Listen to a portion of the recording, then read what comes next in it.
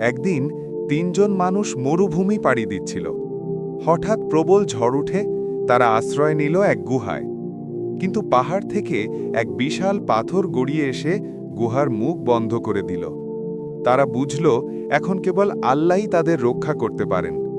প্রথমজন বলল, আমি একবার সারা রাত দুধ হাতে দাঁড়িয়েছিলাম শুধু আমার ঘুমন্ত বাবা মায়ের জন্য।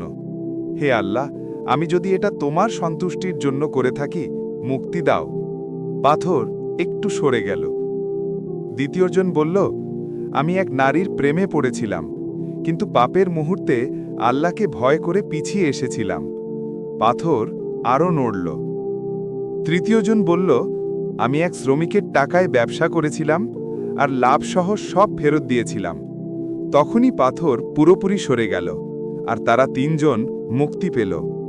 এই গল্প শেখায়, যে কাজ শুধু আল্লাহর সন্তুষ্টির জন্য করা হয়, সেই কাজ একদিন বিপদে মুক্তির পথ খুলে দেয়।